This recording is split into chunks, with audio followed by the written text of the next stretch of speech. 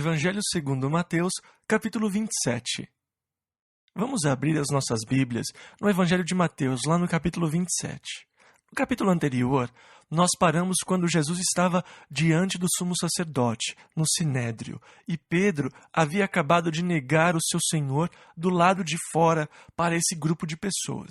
E neste ponto, ele está em algum lugar chorando amargamente por causa do seu fracasso. Versículos 1 e 2.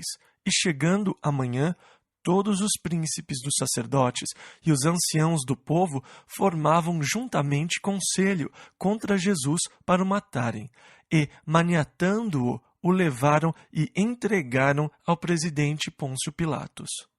Agora, a razão desse pré-julgamento de Jesus era o de produzir falsas acusações contra ele, para serem levadas ao governador romano. Eles acusaram Jesus de blasfêmia, porque ele disse que era o Filho de Deus. O sumo sacerdote falou: "Conjuro-te pelo Deus vivo que nos diga se tu és o Cristo, o Filho de Deus." E disse-lhe Jesus: "Tu o disseste. Digo-vos, porém, que vereis em breve o Filho do Homem assentado à direita do poder e vindo sobre as nuvens do céu." Então o sumo sacerdote rasgou as suas vestes, dizendo: "Blasfemou, para que precisamos ainda de testemunhas?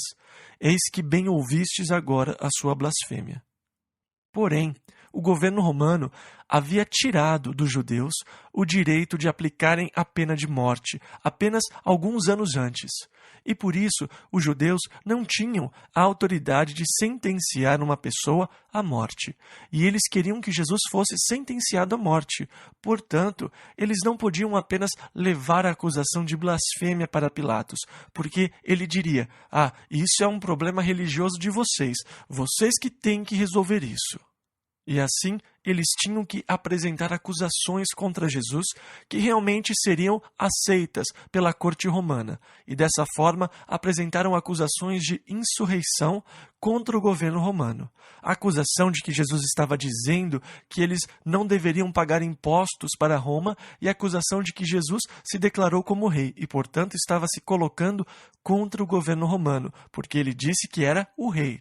Na verdade, essas três acusações contra Cristo eram falsas, difamações que não podiam ser provadas. Pilatos, sendo um juiz experimentado, foi capaz de enxergar através da acusação deles. E após examinar Jesus, é claro que ele se deu conta de que Jesus era inocente das acusações feitas contra ele. Entretanto, nessa altura, eles estavam tentando aumentar as acusações. Eles o amarraram e o levaram ao governador Pôncio Pilatos. Versículo 3. Então Judas, o que o traíra, vendo que fora condenado, trouxe arrependido as 30 moedas de prata aos príncipes dos sacerdotes e aos anciãos. Há uma teoria que alguns defendem, e é uma teoria plausível até, de que Judas Iscariotes, quando traiu Jesus, ele estava tentando forçar Jesus a estabelecer o reino. Que Judas não gostava da conversa de Jesus sobre o reino ser prolongado, e ele estava ficando impaciente. Até mesmo João Batista ficou impaciente antes, e enviou os seus discípulos até Jesus e disse: "És tu aquele que havia de vir, ou esperamos outro?" Em outras palavras, vamos começar logo esse show. E Judas estava tentando forçar Jesus a declarar o reino, a se manifestar como rei. E assim, na verdade, o plano deu errado.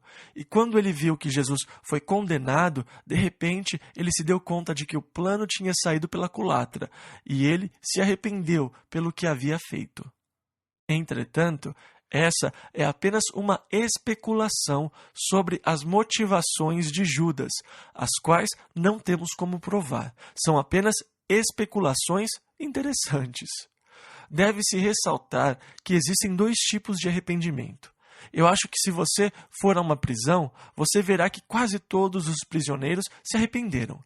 Todos eles sentem muito, porém poucos sentem muito pelo que fizeram, mas a maioria sentem muito porque foram pegos. E existem dois tipos de arrependimento, talvez porque o plano saiu pela culatra ou pelo fato do que ele fez realmente. Agora, qual arrependimento ele teve? Nós não sabemos.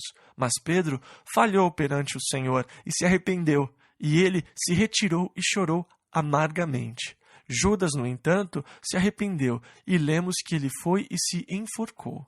Ele levou de volta as 30 moedas de prata para os príncipes dos sacerdotes e anciãos.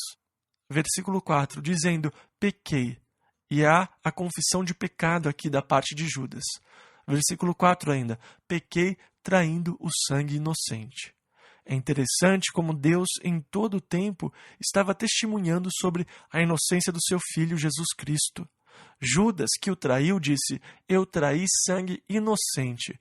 Pilatos, ao interrogá-lo, disse, eu o interroguei e não encontro nada de errado com ele. Mais tarde, um dos ladrões na cruz disse para o outro, esse homem não fez nada. Veja em quantos lugares Deus está atestando a inocência de Jesus Cristo para que nós nos dessemos conta de que Ele não estava morrendo por sua própria culpa, pelo seu próprio pecado, mas Ele estava morrendo pela nossa culpa e pelos nossos pecados. Pois Deus estava reconciliando toda a humanidade com Ele mesmo através de Cristo. E depois que o sacerdote terminou com Judas, versículos 4 e 5, eles, porém, disseram, que nos importa? Isso é contigo. E ele, atirando para o templo as moedas de prata, retirou-se e foi-se enforcar. Agora, de acordo com o relato do livro de Atos, ele caiu no chão e o seu corpo se partiu no meio. Por isso, a teoria é que quando ele se enforcou, a corda estourou e o seu corpo caiu no chão. E os príncipes dos sacerdotes, tomando as moedas de prata, disseram, não é lícito colocá-las no cofre das ofertas, porque são preço de sangue. É interessante ver que eles estavam interessados nesse pequeno ponto da lei, quando o julgamento deles de Jesus foi, na verdade, ilegal. De acordo com a lei deles, era ilegal julgar um homem no mesmo dia em que foi preso. E mesmo assim, eles o prenderam no jardim e os trouxeram na mesma hora para ser julgado. E também lemos que aquele dia era o dia de preparação para a Páscoa. E diz que, no dia seguinte, porque era sábado, eles queriam apressar a morte dos prisioneiros, quebrando as suas pernas, porque era o dia de preparação para a Páscoa. E eles não queriam que os corpos ficassem pendurados lá. Mas o mais interessante é que no dia seguinte eles foram até Pilatos e disseram, nós ouvimos que, enquanto ele estava vivo, ele falou que iria ressuscitar 3 dias depois. E eles foram a Pilatos para lidar com esse assunto de trabalho num dia de sábado, o que era completamente contra a sua lei. E a violação do sábado foi uma das principais causas apresentadas contra Jesus. Como é conveniente usar a lei, mas também como é fácil abusá-la quando há necessidade. Versículos 7 ao 10. E tendo deliberado em conselho, compraram com elas o campo de um oleiro para a sepultura dos estrangeiros. Por isso foi chamado aquele campo até ao dia de hoje, campo de sangue, a Aceldama. Então se realizou o que vaticinara o profeta Jeremias. Tomaram as 30 moedas de prata, preço do que foi avaliado, que certos filhos de Israel avaliaram, e deram-nas pelo campo do oleiro, segundo o que o Senhor me determinou. Agora, há um problema aqui, porque essa profecia não aparece em Jeremias, mas em Zacarias. E qual é a resposta para isso? Eu não sei. Se Mateus cometeu um erro, e eu sei que é muito possível, quando uma pessoa está escrevendo ou falando, cometer um erro de referência. E se você voltar nas minhas gravações, eu tenho certeza que vocês verão que eu cometi muitos erros ao citar referências dos profetas do Velho Testamento. Na verdade, eu tenho essa louca linha cruzada aqui na minha cabeça, que muitas vezes, quando estou falando sobre Noé, eu o chamo de Moisés, ou eu estou falando sobre Moisés e o chamo de Noé. E essa é uma linha cruzada. Há um interruptor solto lá e dá uma interferência de vez em quando. Ou é possível que um dos primeiros copistas, que estava copiando as Escrituras, cometeu um erro e colocou Jeremias ao invés de Zacarias. Mas é óbvio que essa profecia está em Zacarias no capítulo 11. E assim, existe esse problema nesse verso em particular. Eu apenas chamo a atenção para isso antes que outra pessoa o faça, e assim você pode trabalhar com isso. Versículo 11. E foi Jesus apresentado ao presidente, o governador, ou seja, Pilatos. E o presidente o interrogou, dizendo: És tu o rei dos judeus? Agora, essa foi uma das acusações, uma das 3 acusações que apresentaram contra Jesus. E ele disse: Você é o rei dos judeus? Versículo 11. E disse-lhe Jesus: Tu o dizes. Afirma isso para mim? Sim, eu sou. Você acabou de dizer. Versículo 12. E sendo acusado pelos príncipes dos sacerdotes e pelos anciãos, nada respondeu. Isaías 53:7, nós lemos: Como a ovelha muda perante os seus tosquiadores, assim ele não abriu a sua boca. Versículos 13 e 14. Disse-lhe então Pilatos: Não ouves o quanto testificam contra ti? E nenhuma palavra lhe respondeu, de sorte que o presidente, o governador, estava muito maravilhado. Com certeza, ele nunca havia tido um prisioneiro assim antes, um acusado como ele, que não dizia nada para se defender das falsas acusações que estavam fazendo. Se fôssemos nós, se essas acusações fossem contra nós, nós estaríamos gritando, mentirosos, e com certeza estaríamos falando para nos defender. Versículo 15. Ora, por ocasião da festa, costumava o presidente soltar um preso, escolhendo o povo aquele que quisesse. Como um gesto de boa vontade de Roma para o povo e para apenas cair na graça do povo, via de regra, o prisioneiro que era libertado era um preso político. E muito frequentemente o favorito do povo, um que o povo admirasse pela sua coragem. E o seu crime realmente não era um crime muito sério, mas geralmente era contra o governo romano. E geralmente eles libertavam um preso político. Versículo 16. E tinham então um preso bem conhecido, que era culpado de se insurgir e também de ser assassino, chamado Barrabás, que é um nome interessante, significa filho do pai. Abba, vocês sabem que é pai, e Bar em hebraico é filho. Bar Jacó, filho de Jacó, Barrabás, filho do pai. E dizem que o seu nome era Jesus Barrabás, e por isso Pilatos está se referindo a Jesus como Jesus, chamado de Messias, para poder distingui-lo de Jesus Barrabás. Jesus é o nome hebraico Josué. Era um nome muito popular, e para identificar sobre qual Jesus ele estava falando, ele dizia Jesus de Nazaré, ou Jesus Cristo, que Pilatos usa aqui. Versículos 17 e 18. Portanto, estando eles reunidos, disse-lhes Pilatos: Qual quereis que vos solte, Barrabás ou Jesus chamado Cristo, ou Messias? Porque sabia que por inveja o haviam entregado. Os principais dos sacerdotes tinham inveja dele, porque a multidão o seguia. E, na verdade, eles tinham ciúmes e também o temiam. Se as multidões fossem completamente atrás de Jesus, então eles perderiam a sua autoridade e as suas posições. E assim, sabendo que foi apenas por maldade que eles entregaram Jesus, Pilatos tinha certeza que a multidão pediria pela libertação de Jesus. Versículo 19. E, estando ele assentado no tribunal, sua mulher mandou-lhe dizer: Não entres na questão desse justo, porque num sonho muito sofri por causa dele. E existem alguns textos apócrifos que dizem que o nome da sua esposa era Cláudia Prócula, e que eles tinham um filhinho que havia sido curado por Jesus, e que Cláudia era, na verdade, cristã.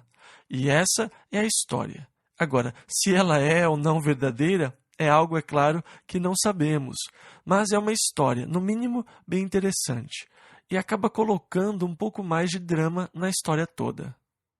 A sua esposa mandou-lhe dizer: não entres na questão desse sujeito. Ela chama Jesus de justo. Mais uma vez, Deus está testificando sobre a inocência de Jesus, porque num sonho muito sofri por causa dele. Versículo 20 ao 22. Mas os príncipes dos sacerdotes e os anciãos persuadiram a multidão que pedisse Barrabás e matasse Jesus. E respondendo o governador, disse-lhes: Qual desses dois quereis vós que eu solte? E eles disseram: Barrabás. Disse-lhes Pilatos: Que farei então de Jesus chamado Cristo? Esta é uma pergunta muito interessante. É uma pergunta que não está limitada a Pilatos, mas uma pergunta que cada um de vocês deve enfrentar, pois cada um de vocês tem que tomar o mesmo tipo de decisão que Pilatos tomou. Você tem que decidir o que vai fazer com Jesus, chamado Cristo. Não tem como escapar. Jesus não lhe permitirá ficar neutro. Ele disse: quem não é por mim é contra mim. Portanto, você precisa decidir o que você vai fazer com Jesus. Ou você crê, ou você não crê. Ou você o aceita, ou você o rejeita. Ou você o confessa, ou você o nega. O interessante sobre a decisão de Pilatos é que, na análise final, ela não teve nada a ver com o destino de Jesus, porque o que Jesus iria fazer, ele tinha que fazer, porque as Escrituras declaram e falam sobre a crucificação. Isso era inevitável, não tinha escapatória. Não importa o que Pilatos fizesse, a crucificação era inevitável. Ele foi crucificado desde a fundação da terra, foi de acordo com a predeterminação e o conhecimento de Deus que a crucificação aconteceu. Portanto, a decisão de Pilatos realmente não determinou o destino de Jesus. O que foi determinado foi o seu próprio destino. Mesmo que você se sente como juiz em relação a Jesus e você julgue no seu próprio coração se ele era o Filho de Deus ou não, se ele era um mentiroso, uma fraude ou o caminho, a verdade e a vida, e você faz esse julgamento em relação a Jesus, mas o julgamento que você faz não determina o destino dele. O que Jesus é, ele é. Não faz a mínima diferença no que você acredita, mas o que você determinar sobre Jesus e o seu julgamento sobre ele realmente determina o seu próprio destino.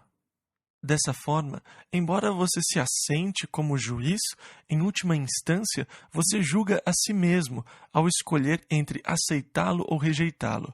E por isso, ninguém pode culpar a Deus pelo seu próprio destino, porque Deus deu a cada um a capacidade de escolha. E você deve determinar o que você vai fazer com Jesus, chamado Cristo. E o que você faz com ele realmente determina o seu destino. Lá em João 1,12 nós lemos: mas a todos quantos o receberam, deu-lhes o poder de serem feitos filhos de Deus, aos que creem no seu nome.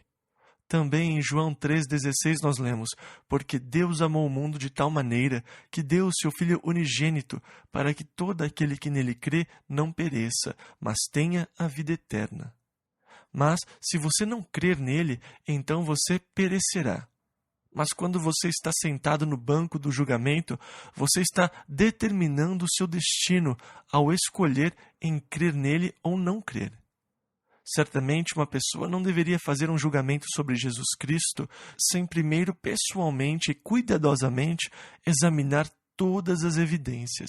Antes de você rejeitar a Jesus, antes de você sair como um incrédulo, seria muito sábio examinar cuidadosamente todas as evidências, e não os testemunhos dos seus inimigos apenas.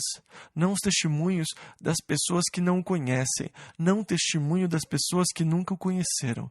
Mas, infelizmente, é daí onde a maioria das pessoas tiram suas conclusões sobre Cristo. Numa sala de aula, de uma faculdade ou de uma escola, quando o professor faz observações maliciosas sobre Jesus e o ridiculariza e zomba disso, e dizendo que Jesus disse isso ou aquilo, fazendo piada com isso. E eles acreditam na palavra de um professor ao invés de examinar as evidências por eles mesmos. É trágico, porque o professor não o conhece, não conhece Jesus, ele nunca o encontrou. Se você realmente quer saber sobre Jesus Cristo, se você quer realmente fazer um julgamento racional, então você deve examinar completamente todas as evidências. E eu estou convencido de que, se você honestamente, de coração aberto, examinar todas as evidências, não haverá problemas. Você imediatamente aceitará a Cristo. É a coisa mais racional que alguém pode fazer. O que você tem a perder? Mas pense no que você tem a ganhar. Pilatos estava numa posição difícil. Ele estava sob uma tremenda pressão, pressão que vinha de dentro. Ele sabia o que era certo, ele sabia que Jesus era inocente, ele sabia o que deveria fazer como um juiz justo, mas havia também essa pressão externa que vinha da multidão, o forçando a tomar uma decisão que ele sabia que estava errada. Infelizmente, muitas vezes, nós também nos encontramos debaixo desse tipo de pressão. A multidão nos pressiona a tomar uma decisão ou agir de uma forma que sabemos que é errada. Eu tenho pena de uma pessoa nessa situação. No seu coração, você sabe o que é certo, e seguir contra isso é sempre algo muito difícil, e você sofre muitas vezes por ano por causa de situações como essa. Um tempo atrás, eu fiz algo que sabia que estava errado, e isso ainda me incomoda, porque eu sabia que era errado, mas eu fui pressionado e fiz mesmo assim. E até hoje isso me incomoda. O fato de eu ir contra aquilo que eu pensei que era certo é apenas por causa da pressão que colocam sobre você. Versículos 22 e 23. Disseram-lhe todos: seja crucificado. O presidente, porém, disse: mas que mal fez ele? E eles mais clamavam, dizendo: seja crucificado. Agora, Pilatos viu que não podia vencê-los e percebeu que eles não eram racionais. Havia apenas uma grande gritaria, uma multidão nunca é racional. E parece que muito frequentemente a voz mais alta é a que prevalece, como nesse caso aqui. Realmente não houve justiça, apenas prevaleceu a voz mais alta. Versículo 24. Então Pilatos, vendo que nada aproveitava, antes o tumulto crescia, tomando água, lavou as mãos diante da multidão, dizendo: estou inocente do sangue deste justo, considerai isso. Agora, debaixo da lei do Velho Testamento, se um homem fosse encontrado morto num campo e não houvessem testemunhas, eles mediriam para saber qual seria a vila mais próxima. E então, os anciãos da vila mais próxima do lugar onde o corpo foi encontrado tinham que oferecer um sacrifício e, em seguida, eles lavavam as mãos declarando: somos inocentes, não sabemos como esse homem foi morto. E assim Pilatos adotou essa lei tradicional judaica e disse: vejam, eu sou inocente, vocês é que querem matar esse homem, mas eu sou inocente. Considerem isto. Versículo 25. E, respondendo todo o povo, disse: o seu sangue caia sobre nós e sobre nossos filhos. Eu me pergunto se eles realmente sabiam o que estavam dizendo. Você pode ler o que Flávio Joséfo escreveu sobre o holocausto causado por Tito, quando ele veio com as legiões romanas e destruiu Jerusalém. Foi uma carnificina horrível. Você pode entender um pouquinho sobre a implicação do que disseram: o seu sangue caia sobre nós e sobre nossos filhos. Entretanto, o Senhor disse que os filhos não sofrerão ou serão punidos por causa dos pecados de seus pais, nem os pais por causa dos filhos, mas cada um é responsável por si mesmo. Agora, indiretamente, os nossos filhos sofrem pelos nossos pecados. Existe um monte de crianças hoje sofrendo por causa dos pecados dos seus pais. Se os seus pais usam drogas, ou são alcoólatras, ou são agressivos, as crianças estão sofrendo pelos pecados dos seus pais. E quando essas crianças estiverem diante de Deus, elas não serão responsáveis pelo que os seus pais fizeram, mas somente pelo que elas fizeram. Muitos pais ficam com o coração quebrado por ver os seus filhos saírem e praticarem coisas terríveis, mas quando eles estiverem diante de Deus, e esses pais sofrem e são magoados pelas consequências que vêm sobre os seus filhos. Mas quando nós estivermos diante de Deus, cada um estará lá representando somente a si mesmo. Eu não tenho que responder por nenhuma outra pessoa a não ser por mim. Você terá que responder por você mesmo quando estiver diante de Deus. Versículo 26. Então soltou-lhes Barrabás, e tendo mandado açoitar a Jesus, entregou-o para ser crucificado. Ser açoitado antes da crucificação era uma prática comum romana. O prisioneiro era amarrado num tronco. com as costas curvadas, e um soldado romano pegava um chicote de couro com pedaços de osso e metal nas pontas. E é claro, o prisioneiro estava nu, e então o soldado romano descia o chicote sobre as suas costas e, quando o puxava de volta, arrancava pedaços da carne, por causa desses pequenos pedaços de ossos e metais presos ao chicote. Frequentemente os prisioneiros morriam durante o açoite, e geralmente eles desmaiavam 2 ou 3 vezes durante o espancamento. O propósito do açoite era o de resolver crimes não resolvidos na comunidade. A ideia era de que, se o prisioneiro confessasse o crime, o carrasco pegaria cada vez mais leve. Mas, se o prisioneiro fosse teimoso e se recusasse a confessar algum crime contra Roma, então o carrasco o açoitava ainda com mais força, até que, por causa da imensa dor, o prisioneiro fosse forçado a confessar os seus crimes contra Roma. Eles sempre tinham um homem em prontidão, um escriba, pronto para escrever a confissão do preso. E dessa forma, o governo romano conseguia resolver muitos dos crimes da comunidade, usando esse método de tortura. Mais uma vez, Isaías 53:7, como a ovelha muda perante os seus tosqueadores, assim ele não abriu a sua boca. Ele não tinha nada para confessar. A sentença era de 40 chicotadas, porque 40 é o número do julgamento nas Escrituras. Porém, o prisioneiro apenas recebia 39 chicotadas, porque 39 é o número da misericórdia, que não era muita misericórdia.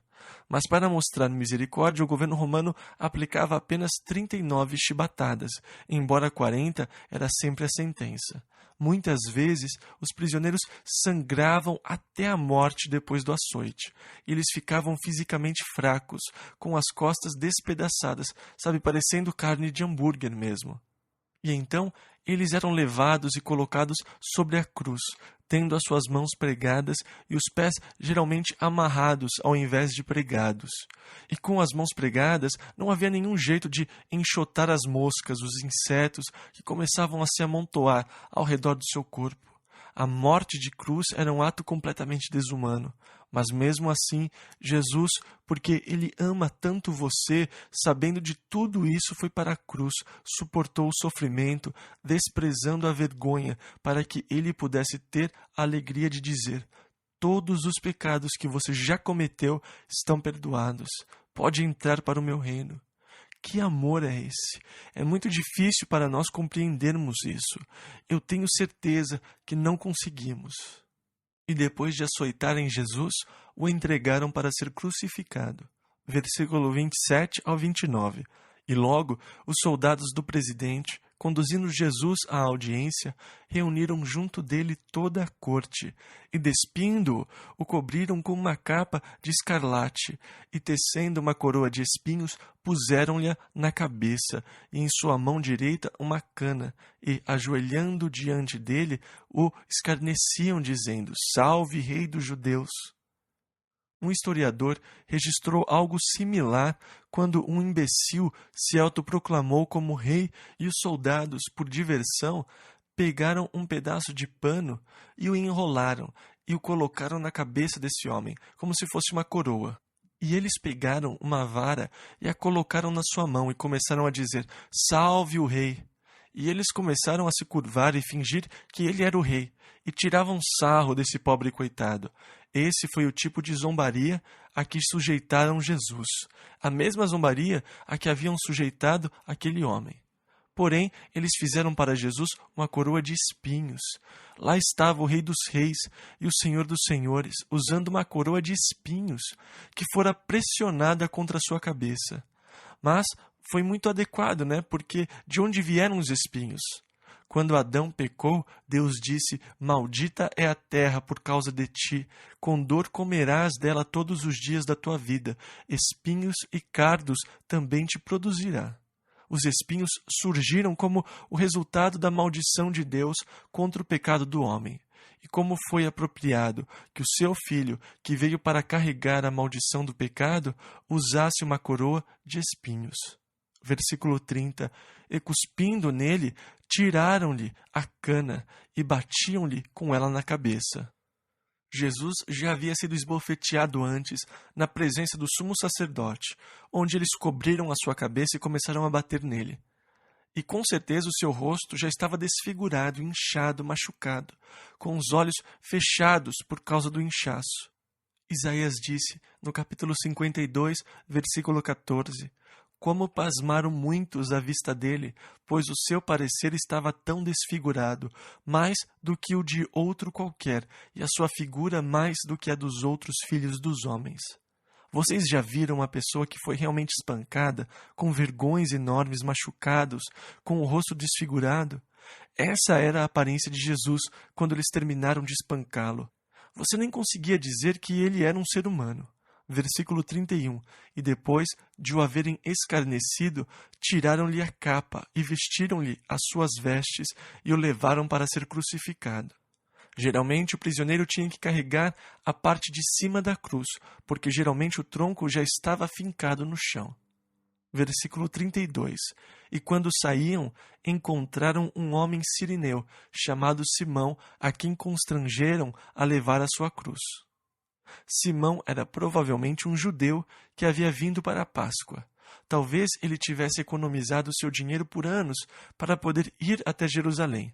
Se um soldado romano colocasse a sua espada no seu ombro e dissesse, faça isso ou faça aquilo, você tinha que simplesmente obedecê-lo. Eles podiam lhe pedir para fazer o que eles quisessem. Tudo o que eles precisavam fazer era colocar suas espadas no seu ombro, que era o sinal de autoridade, e eles podiam fazê-lo carregar os seus equipamentos por 1.600 metros. E Jesus mesmo mencionou isso antes. Ele disse, e se qualquer te obrigar a caminhar 1 milha, vai com ele 2. E quando eles dizem, qual é o problema? Por que você quer caminhar comigo por 2 milhas ao invés de 1? Isso dava a oportunidade de os evangelizar. E dessa forma, eles fizeram com que Simão carregasse a cruz de Jesus.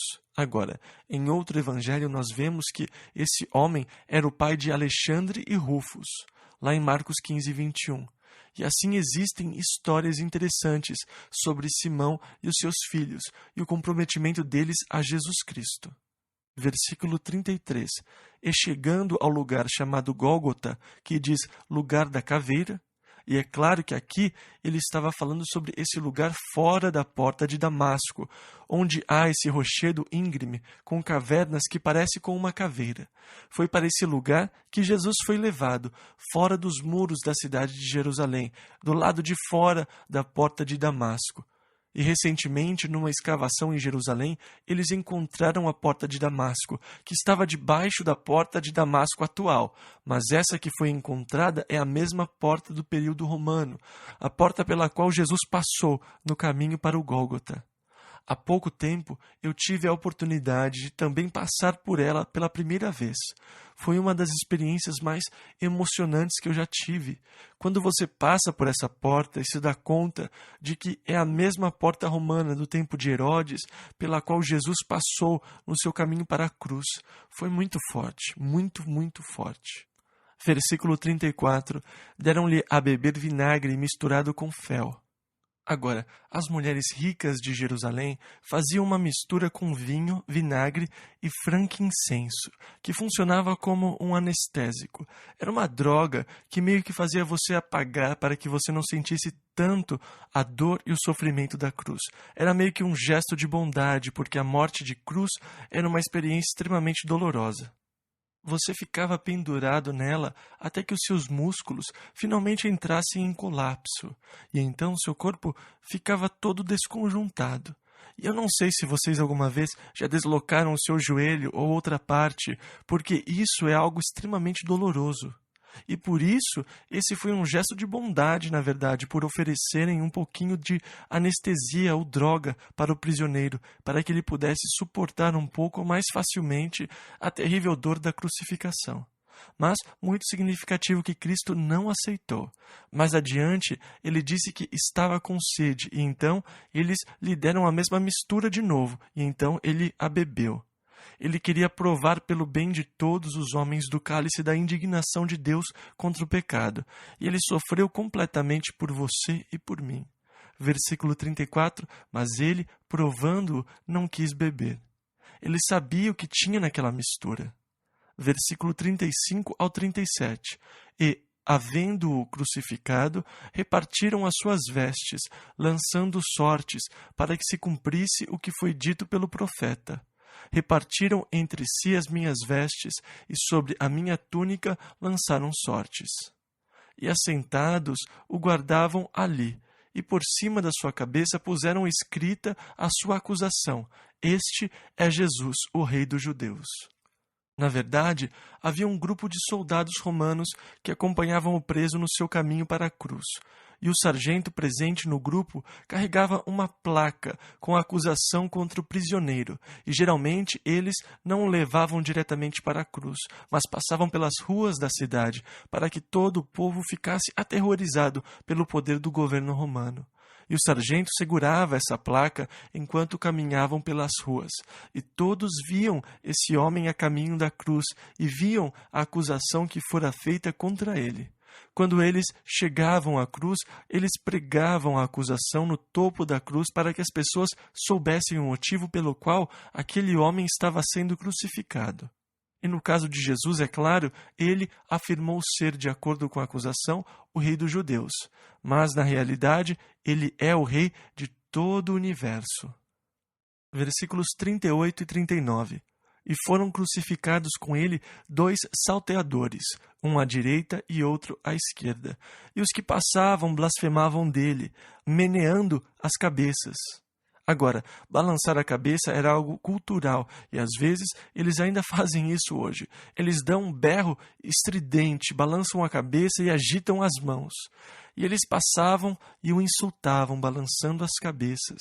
Versículo 40 ao 42. E dizendo: Tu que destróis o templo e em 3 dias o reedificas, salva-te a ti mesmo. Se és filho de Deus, desce da cruz, e da mesma maneira também os príncipes dos sacerdotes, com os escribas e anciãos e fariseus, escarnecendo, diziam: Salvou os outros, e a si mesmo não pode salvar-se. Que declaração interessante e muito verdadeira. Ele salvou outros. Esse sacerdote disse 2 coisas sobre Jesus. Primeiro, no verso 42, ele salvou os outros. E no verso 43, ele confiou em Deus. Que testemunho sobre Jesus, né? Ele salvou outros e confiou em Deus. Com esse testemunho sobre Cristo, o sumo sacerdote, na realidade, estava se autocondenando. Eles estavam condenando um homem que salvou outras pessoas e que confiava em Deus. Salvou os outros e a si mesmo não pôde salvar-se. Foi somente porque ele não salvou a si mesmo que ele foi capaz de salvar você. Quando Pedro pegou a espada e começou a girá-la no jardim, Jesus disse: Embainha tua espada, porque todos os que lançarem mão da espada, a espada morrerão. Ou pensas tu que eu não poderia agora orar a meu Pai e que ele não me daria mais de 12 legiões de anjos? Como, pois, se cumpririam as Escrituras que dizem que assim convém que aconteça? Em outras palavras, Jesus estava dizendo: Pedro, você não entende que eu estou no controle? Como eu poderia salvar a humanidade se eu salvasse a mim mesmo dessa situação? Salvou os outros e a si mesmo não pôde salvar-se. E isso é verdade. Se ele quisesse salvar os outros, ele não podia salvar a si mesmo. Ele tinha que ir até o fim se quisesse salvar os outros. Essa foi uma declaração muito interessante. Eu tenho certeza que ela foi feita através da influência do Espírito Santo, apenas porque o homem era o sumo sacerdote, e isso aconteceu muitas vezes na história de Israel. O sumo sacerdote não era um verdadeiro homem de Deus, mas porque ele era o sumo sacerdote, havia uma certa unção atrelada ao cargo, e ele falou profeticamente apenas por estar na posição de sumo sacerdote. Ele disse, versículo 42 ao 44, Se é o rei de Israel, desça agora da cruz e creremos nele. Confiou em Deus, livre-o agora se o ama, porque disse, sou filho de Deus, e o mesmo lhe lançaram também em rosto os salteadores que com ele estavam crucificados. Até que mais adiante um deles se arrependeu e pediu perdão, e nós veremos isso quando chegarmos no Evangelho de Lucas. Versículo 45, E desde a hora sexta, ou seja, meio-dia, O dia lá começa com o nascer do sol às 6 horas. A hora terça seria 9 horas da manhã, e assim Jesus foi colocado na cruz ao meio-dia. E depois de ter ficado pendurado lá por 3 horas, versículo 45 ainda, houve trevas sobre toda a terra até a hora nona, ou seja, até as 3 da tarde. Um acontecimento de um eclipse aqui seria impossível, porque era a época da Páscoa, que sempre conta com uma lua cheia. E não se pode ter um eclipse solar durante a época de lua cheia, porque a lua está do lado oposto do sol. Então, esse foi um fenômeno criado por Deus. Versículo 46. E perto da hora nona, às 3 da tarde, exclamou Jesus em alta voz, dizendo: Eli, Eli, lama sabachthani. Isto é, Deus meu, por que me desamparaste? Agora, dizendo isso, ele imediatamente chamou a atenção deles para o Salmo 22, porque o Salmo 22 começa exatamente com essa mesma pergunta. Talvez tenha sido apenas para os seus discípulos que estavam próximos que ele tenha dado esse verso, meio que dizendo: vão para casa e leiam esse capítulo, e vocês saberão o que está acontecendo. Vão para casa e leiam esse capítulo, e vocês saberão o que está acontecendo. Porque, ao lerem o Salmo 22, eles se dariam conta de que Deus já havia profetizado sobre tudo o que estava acontecendo. Eles entenderiam muito sobre o que estava acontecendo. Lá no Salmo 22 está escrito, no versículo 2, Deus meu, eu clamo de dia, e tu não me ouves, de noite e não tenho sossego. Essa é uma passagem que fala sobre a escuridão que viria. O Salmo 22 fala sobre o fato de terem lançado sorte sobre as suas vestes. O Salmo 22, no versículo 15, também fala sobre a tremenda sede que sentiria enquanto seu corpo se desidratava por causa da perda de sangue. Nós lemos no Salmo 22, no versículo 14, todos os meus ossos se desconjuntaram. E isso acontecia com a pessoa que era crucificada. E dessa forma, ao clamar dizendo, Deus meu, por que me desamparaste? Jesus deu a eles um ponto de referência para pesquisarem, para que tivessem um entendimento mais completo do que estava acontecendo. Mas também, ao ouvirmos essas palavras, nós começamos a entender a agonia no jardim do Getsêmani na noite anterior, quando ele começou a soar como se fossem gotas de sangue, enquanto clamava ao Pai, pedindo para que, se possível, ele passasse o cálice dele. Mas essa era a amargura do cálice que ele tinha que beber, esse efeito que o pecado tem de separar o homem de Deus. Desde a eternidade, ele sempre foi um com o Pai, nunca se separaram. Mas quando Deus colocou sobre ele as iniquidades de todos nós, e porque Deus não consente com o pecado, houve essa separação. Jesus experimentou essa separação de Deus por um momento, para que você não tivesse que ser separado de Deus eternamente. Deus fez cair sobre ele a iniquidade de todos nós, e quando os pecados do mundo estavam sobre Jesus, ele foi abandonado por Deus. E por isso o clamor, Deus meu, por que me desamparaste? Eu tenho certeza que nenhum de nós nunca experimentou o que ele experimentou, esse peso gigante de ser abandonado por Deus. Porque Deus nunca abandonou nenhum de nós, mesmo quando estávamos em rebelião contra ele. Deus sempre esteve presente. Versículos 47 e 48. E alguns dos que ali estavam, ouvindo isto, diziam, este chama por Elias, porque Jesus clamava Eli, Eli. Eles pensaram que ele estava clamando por Elias. E logo um deles, correndo, tomou uma esponja e embebeu-a em vinagre e, pondo-a numa cana, dava-lhe de beber. Eles pensaram que ele estava delirando por causa da dor. E por isso uma pessoa correu para pegar um anestésico para tentar fazê-lo desmaiar. Versículos 49 e 50. Os outros, porém, diziam, deixa, vejamos se Elias vem livrá-lo. E Jesus, clamando outra vez com grande voz, rendeu o espírito. Ele havia dito antes, ninguém tem o poder de tirar a minha vida, mas eu a entrego por minha espontânea vontade. Eles não tiraram a vida de Jesus, mas ele a entregou o seu espírito. Ele disse, ninguém tira a minha vida de mim, mas eu de mim mesmo a dou, tenho poder para dar e poder para tornar a tomá-la. Lemos isso em João 10:18. Ele tinha o poder para dizer ao seu espírito: tudo bem, você pode deixar o meu corpo agora. E assim ele rendeu o seu espírito. Mas a outra declaração que ele fez foi uma declaração de vitória. Acabou. A redenção do homem está completa.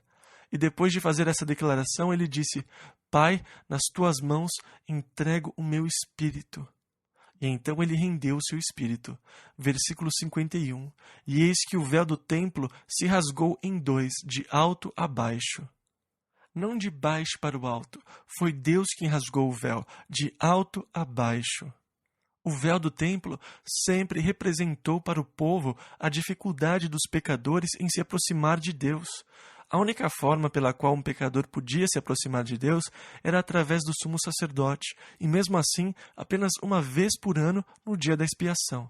O sumo sacerdote se aproximava de Deus apenas uma vez por ano e somente após muitos sacrifícios. Ele tinha que passar o véu do templo, que era um véu bem grosso. Alguns registros dizem que esse véu tinha 45 centímetros de espessura. Esse véu representava uma proibição para o homem, que Deus não podia ser alcançado por pecadores.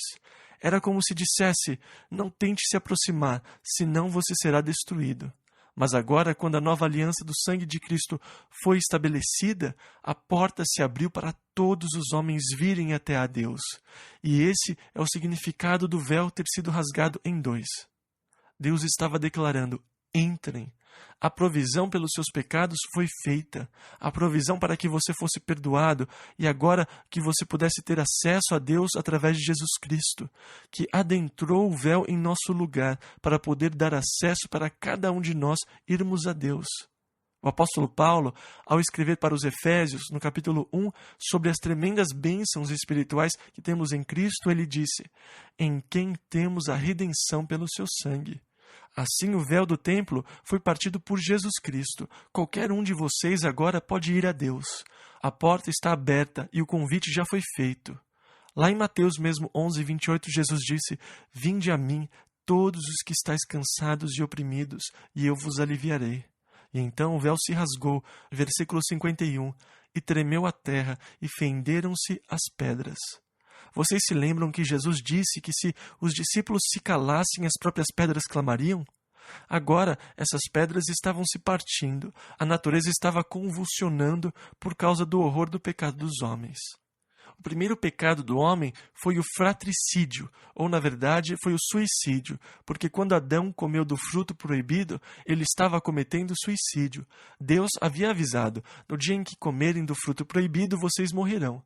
E quando ele comeu, ele cometeu suicídio. O segundo pecado foi fratricídio, quando Caim matou o seu irmão Abel. Mas, com certeza, o pior pecado já registrado contra o homem foi o deicídio, quando os homens tentaram matar a Deus, o pendurando numa cruz. Toda a natureza se indignou com isso. Versículo 52. E abriram-se os sepulcros, e muitos corpos de santos que dormiam foram ressuscitados. Agora, Mateus adicionou isso um pouco antes na história, porque isso aconteceu após a ressurreição de Jesus. E abriram-se os sepulcros, e muitos corpos de santos que dormiam foram ressuscitados. Versículo 53. E, saindo dos sepulcros, depois da ressurreição dele, entraram na cidade santa e apareceram a muitos. Agora, Paulo disse em Efésios 4, versículo 8 ao 11, subindo ao alto, levou cativo o cativeiro e deu dons aos homens. Ora, isto, ele subiu, que é senão que também antes tinha descido às partes mais baixas da terra. Aquele que desceu é também o mesmo que subiu acima de todos os céus, para cumprir todas as coisas. E Jesus disse em Lucas 16 que existiam duas divisões no Hades. Abraão cuidava de uma, confortando os justos que haviam morrido. Pedro diz que Jesus foi e pregou para aquelas almas que estavam na prisão. E é claro, abriu as portas do inferno para libertar os cativos. E essa é parte da profecia de Isaías. Porque o Senhor me ungiu para pregar boas novas aos mansos, enviou-me a restaurar os contritos de coração, a proclamar liberdade aos cativos e a abertura de prisão aos presos. Era impossível para os crentes do Velho Testamento se tornarem perfeitos, a não ser pelo sacrifício de Jesus Cristo, porque era impossível que o sangue de bodes e bois pudessem acabar com o pecado. Esse método podia apenas cobrir os pecados. Foi necessário o sangue de Jesus Cristo para acabar com o pecado. Então, eles não podiam atingir um estado perfeito até que o perfeito sacrifício tivesse sido feito. E quando ele aconteceu, então eles puderam atingir um estado perfeito. Versículos 54 ao 56. E o centurião e os que com ele guardavam a Jesus, vendo o terremoto e as coisas que haviam sucedido, tiveram grande temor e disseram: verdadeiramente este era o Filho de Deus. E estavam ali olhando de longe muitas mulheres que tinham seguido Jesus desde a Galiléia para o servir, entre as quais estavam Maria Madalena e Maria, mãe de Tiago e de José, e a mãe dos filhos de Zebedeu. As mulheres continuaram apoiando Jesus. Versículos 57 ao 61. E, vinda já a tarde, chegou um homem rico de Arimateia por nome José, que também era discípulo de Jesus. Este foi ter com Pilatos e pediu-lhe o corpo de Jesus. Então Pilatos mandou que o corpo lhe fosse dado. E José, tomando o corpo, envolveu-o num fino e limpo lençol e o pôs no seu sepulcro novo, que havia aberto em rocha, e, rodando uma grande pedra para a porta do sepulcro, retirou-se. E estavam ali Maria Madalena e a outra Maria, assentadas defronte do sepulcro. As mulheres ainda estavam lá, fiéis, sentadas na porta do sepulcro. Versículos 62 e 63. E no dia seguinte, que é o dia depois da preparação, ou seja, no sábado, reuniram-se os príncipes dos sacerdotes e os fariseus em casa de Pilatos, dizendo: Senhor, lembramo-nos de que aquele enganador vivendo ainda disse: depois de 3 dias ressuscitarei. Agora, os discípulos haviam esquecido isso. Eles estavam totalmente devastados a essa altura, porém os seus inimigos se lembraram disso. Versículos 64 e 65. Manda, pois, que o sepulcro seja guardado com segurança até ao 3º dia. Não se dê o caso que os seus discípulos vão de noite e o furtem e digam ao povo: ressuscitou dentre os mortos, e assim o último erro será pior do que o primeiro. E disse-lhes Pilatos: tendes a guarda, ide, guardai-o como entenderdes. E indo eles, seguraram o sepulcro com a guarda, selando a pedra. Evangelho segundo Mateus, capítulo 28, versículo 1 ao 9. E no fim do sábado, quando já despontava o 1º dia da semana, Maria Madalena e a outra Maria foram ver o sepulcro. E eis que houvera um grande terremoto, porque um anjo do Senhor, descendo do céu, chegou, removendo a pedra da porta, e sentou-se sobre ela. E o seu aspecto era como um relâmpago, e as suas vestes brancas como neve. E os guardas, com medo dele, ficaram muito assombrados e como mortos. Mas o anjo, respondendo, disse às mulheres: não tenhais medo, pois eu sei que buscais a Jesus que foi crucificado. Ele não está aqui porque já ressuscitou, como havia dito. Vinde e vede o lugar onde o Senhor jazia. E depois, imediatamente, e dizei aos seus discípulos que já ressuscitou dentre os mortos. E eis que ele vai adiante de vós para a Galiléia. Ali o vereis. Eis que eu vô-lo tenho dito. E saindo elas pressurosamente do sepulcro, com temor e grande alegria, correram a anunciá-lo aos seus discípulos. E, indo elas a dar as novas aos seus discípulos, eis que Jesus lhes sai ao encontro, dizendo: eu vos saúdo. E elas, chegando, abraçaram os seus pés e o adoraram. E eu fico imaginando a alegria dessa manhã. Maria deve ter ficado pendurada no pescoço de Jesus, porque no Evangelho de João ele disse: "Não me detenhas, porque ainda não subi para meu Pai, mas vai para meus irmãos e dize-lhes que eu subo para meu Pai e vosso Pai, meu Deus e vosso Deus." Lemos isso em João 20, versículo 17. Mas aqui elas o estavam segurando, abraçando os seus pés, enquanto o adoravam. Versículo 10 ao 18. E então Jesus disse-lhes: "Não temais, ide dizer a meus irmãos que vão a Galiléia, e lá me verão." E quando iam, eis que alguns da guarda, chegando à cidade, anunciaram aos príncipes dos sacerdotes todas as coisas que haviam acontecido. E congregados eles com os anciãos, e tomando conselho entre si, deram muito dinheiro aos soldados, dizendo: "Dizei, vieram de noite os seus discípulos, e dormindo nós o furtaram.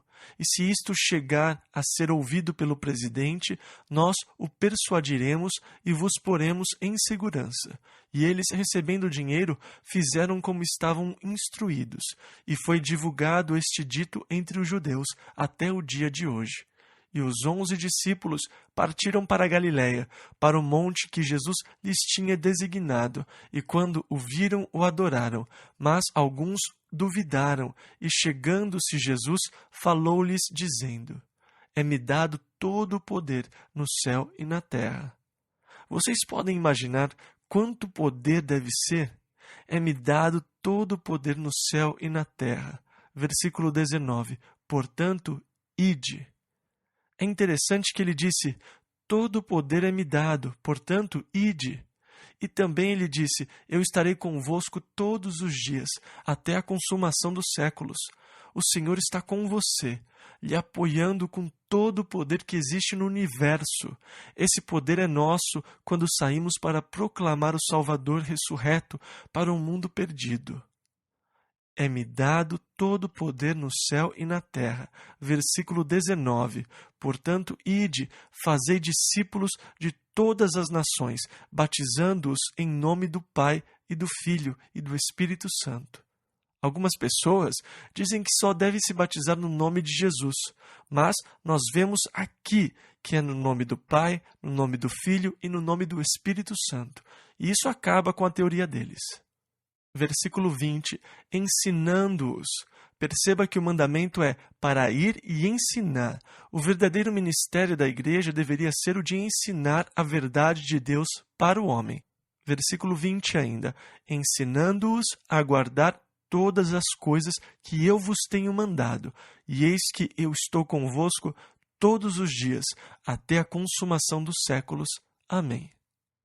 Agora vocês sabem que, mesmo se vocês forem para a África ou para o Polo Sul, até o final dos tempos, até a consumação dos séculos, onde você for, Ele está com você, mesmo até o fim dessa era. Alguns dos pais da igreja primitiva declararam que Pilatos escreveu um relato para o governo romano sobre a crucificação de Jesus e as coisas que aconteceram em consequência da crucificação. Existe um documento que foi encontrado na livraria do Vaticano que dizem ser a carta escrita por Pilatos para César, explicando a sua parte e a parte de Roma na crucificação de Jesus. Entretanto, a autenticidade dessa carta não pôde ser totalmente atestada, mas ela é uma leitura muito interessante, e eu tenho um livro chamado Escritos Arqueológicos e Históricos do Sinédrio e do Talmud dos Judeus. E nesse livro tem uma cópia dessa carta, e eu gostaria de ler alguns parágrafos para vocês. A Tibério César, imperador de Roma, saudações ao nobre soberano. Os acontecimentos dos últimos dias na minha província foram de tal caráter que darei os detalhes na íntegra, como eles ocorreram, e não me surpreenderia se no decorrer do tempo eles alterassem o destino da nossa nação. pois parece evidente que todos os deuses deixaram de ser favoráveis. Estou quase pronto a dizer: amaldiçoado seja o dia em que sucedi Valérios Flácios no governo da Judéia, pois desde então a minha vida tem sido uma constante inquietude e aflição. E então ele continua e fala sobre alguns dos problemas que ele teve desde que tomou posse como governador lá em Israel. Ele disse: eu concedi a Jesus liberdade irrestrita. Bem verdade que Jesus era severo com os ricos e poderosos, e este foi um motivo político, na minha opinião, para não restringir a liberdade do Nazareno. Ele dizia aos escribas e fariseus: vocês são uma raça de víboras. Vocês são como sepulcros caiados. Parecem bem aos homens, mas possuem a morte dentro de si. Outras vezes, ele zombava das esmolas dos ricos e orgulhosos, dizendo a eles que o pouco do pobre era mais precioso aos olhos de Deus. E novas reclamações eram feitas diariamente no meu pretório contra a insolência de Jesus. Eu mesmo sabia que algum infortúnio aconteceria com ele e que não seria a primeira vez que Jerusalém apedrejaria aqueles que se diziam profetas, e que, se o pretório se recusasse a fazer justiça, apelariam para César. Mas a minha conduta foi aprovada pelo Senado e me prometeram reforço após o término da guerra arsácida. Estando muito enfraquecido para suprimir a insurreição, eu decidi adotar uma medida que prometia restabelecer a tranquilidade à cidade, sem sujeitar o pretório a uma concessão humilhante. Eu escrevi para Jesus, requisitando uma entrevista com ele no pretório. Ele veio. Você sabe que nas minhas veias flui sangue espanhol e romano, e que sou incapaz de sentir medo ou ter emoções tolas. Mas, quando o Nazareno apareceu, eu estava caminhando na minha basílica, e os meus pés pareciam presos por uma mão de ferro ao pavimento de mármore. Eu tremi em cada membro como se fosse um réu culpado, porque ele estava calmo. O Nazareno estava tão calmo como a própria inocência. Quando veio até a mim, ele se inclinou e com um sinal parecia me dizer: eu estou aqui, embora palavra nenhuma falou. Por algum tempo eu o contemplei com admiração e reverência. Este tipo extraordinário de homem, um tipo de homem desconhecido dos nossos muitos pintores, que deram formas e traços para todos os deuses e heróis. Não havia nada nele que fosse repulsivo em seu caráter. Contudo, eu me senti estranho e trêmulo ao se aproximar dele. Jesus, disse ele finalmente, e minha língua vacilou.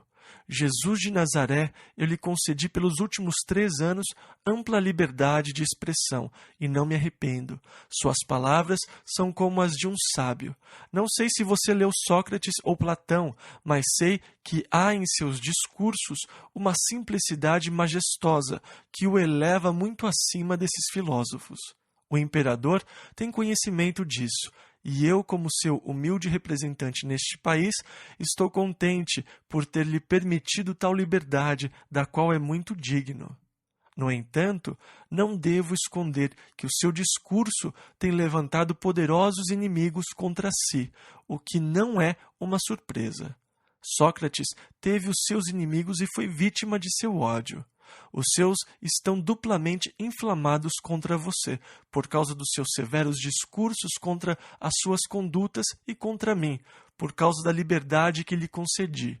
Eles até me acusaram de estar indiretamente ligado a você, com o propósito de privar os hebreus do pouco poder civil deixado por Roma.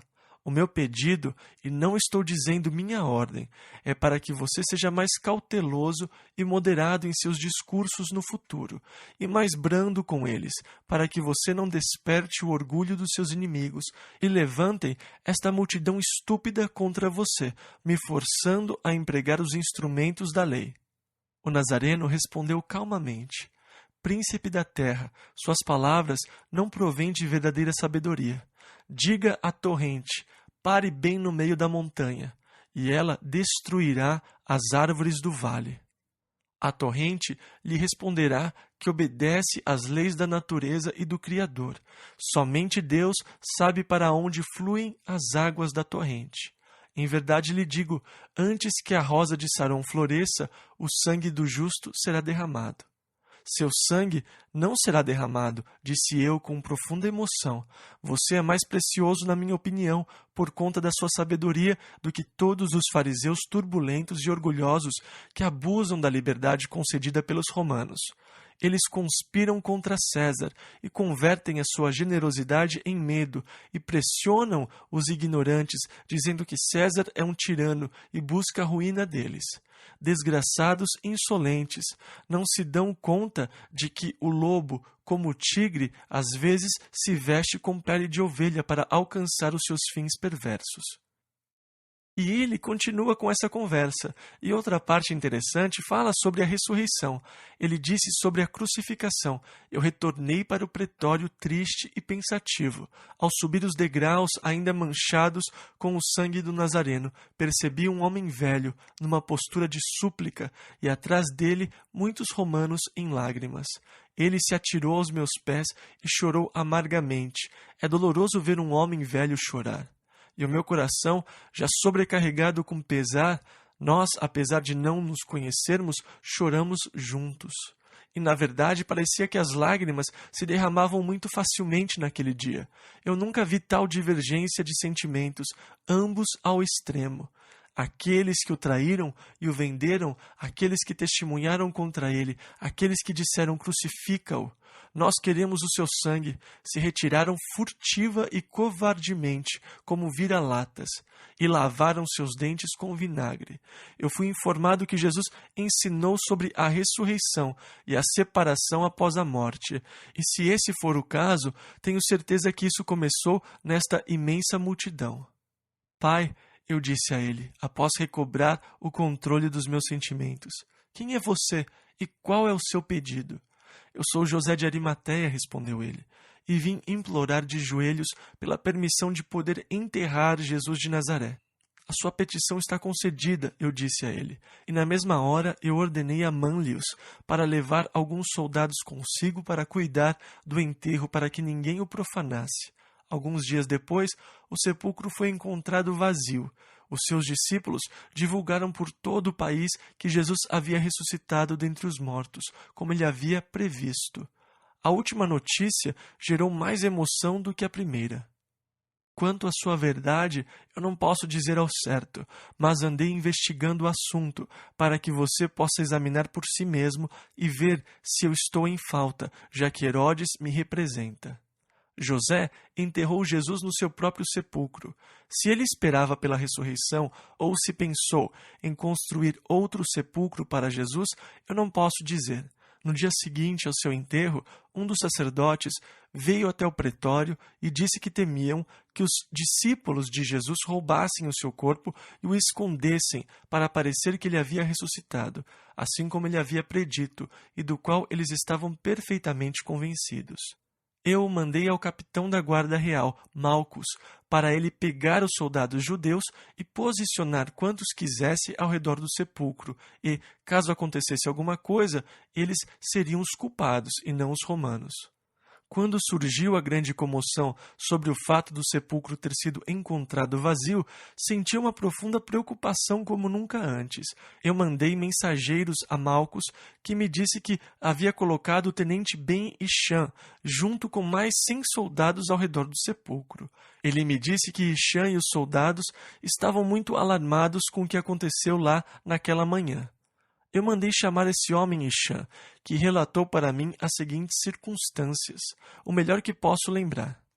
Ele disse que mais ou menos no começo da 4ª vigília, eles viram uma linda e suave luz no sepulcro.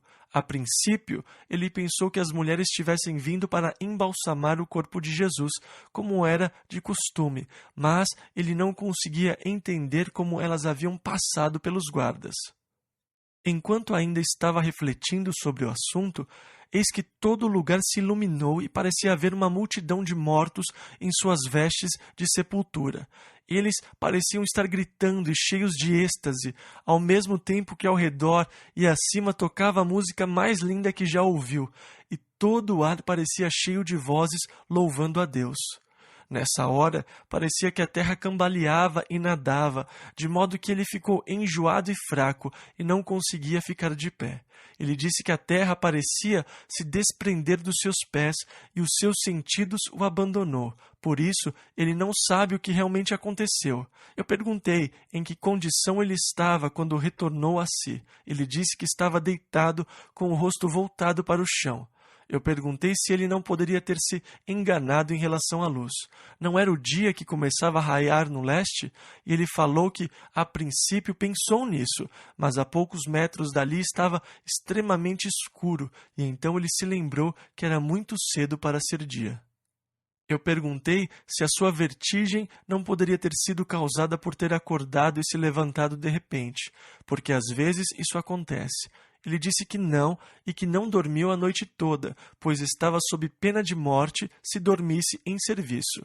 Ele disse que permitiu que alguns soldados dormissem. Então, alguns soldados estavam adormecidos. Eu lhe perguntei quanto tempo durou aquela cena. Ele disse que não sabia, mas ele acha que por quase 1 hora. Ele disse que o acontecimento foi escondido pela luz do dia.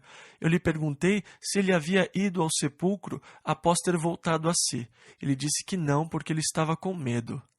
Assim que a substituição da tropa chegou, eles todos voltaram para os quartéis. Eu perguntei se ele havia sido interrogado pelos sacerdotes. Ele disse que sim, que eles queriam que ele dissesse que foi um terremoto e que eles estavam dormindo. Eles lhe ofereceram dinheiro para dizer que os discípulos vieram e roubaram o corpo, mas ele não viu nenhum discípulo. Ele não sabia que o corpo havia sumido até que lhe contaram. Eu perguntei qual era a sua opinião pessoal sobre os sacerdotes com quem conversou. Ele disse que alguns deles pensam que Jesus não era um homem, que ele não era um ser humano, que ele não era o filho de Maria, que ele não era o mesmo que nasceu de uma virgem em Belém, que a mesma pessoa já esteve na terra antes, como Abraão e Ló, e por muitas vezes e em muitos lugares. Se a teoria dos judeus for verdade, essas conclusões estariam corretas, pois, para resumir a sua vida, esses fatos estariam de acordo com a vida deste homem, como é conhecido e foi testemunhado tanto por amigos como inimigos, porque os elementos para ele não eram nada mais do que barro nas mãos do oleiro. Ele podia converter água em vinho, convertia morte em vida, doenças em saúde, ele podia acalmar os mares, apaziguar as tempestades, pegar peixes com moedas de prata em suas bocas. Agora, eu digo que se ele podia fazer todas essas coisas, as quais ele fez, há muitas outras, como todos os judeus testificam, e estava fazendo essas coisas que criaram essa inimizade contra ele. Ele não foi acusado de crimes, nem foi acusado de violar alguma lei ou ofender qualquer indivíduo. Todos esses fatos são do conhecimento de milhares de pessoas, tanto dos seus amigos como dos seus inimigos. Por isso, eu estou quase pronto para dizer, como disse Manilas na cruz, verdadeiramente este era o Filho de Deus. E então, esta é a suposta carta. E existem fontes aqui que tentam atestar a sua autenticidade, mas nós não sabemos. Como eu disse, os pais da igreja primitiva realmente disseram que foi Pilatos que escreveu essa carta para o governo romano, para explicar as circunstâncias. No mínimo, ela é bem interessante, e se é ou não verdadeira, o que eu sei é que a história que lemos no Evangelho de Mateus é a verdade, e que Jesus realmente ressuscitou dentre os mortos, subiu aos céus e nos receberá para si mesmo, e estabelecerá o seu reino e o seu reino sobre a terra. E se você faz parte ou não do seu reino, depende da sua decisão sobre o que você fará com Jesus. Você o coroará como rei e senhor da sua vida? Se sim, então você se tornou um cidadão do seu reino eterno, e você compartilhará da glória do seu reino. Que dia glorioso não será! E quando eu olho para o mundo hoje e vejo a miséria e sofrimento, e a luta e os problemas que parecem se multiplicar, e com o que João escreveu no último capítulo de Apocalipse, quando Jesus disse, "Eis que cedo venho", e João respondeu, "Ora vem, Senhor Jesus". E assim, nós chegamos ao final do Evangelho de Mateus. e na semana que vem começaremos um novo relato. Esses são chamados de evangelhos sinópticos, porque eles basicamente cobrem o mesmo período da história da vida de Jesus, Mateus, Marcos e Lucas. Quando chegarmos ao Evangelho de João, ele se concentra mais no final do ministério de Cristo e não segue os mesmos relatos ou registros dos acontecimentos como Mateus, Marcos e Lucas fazem.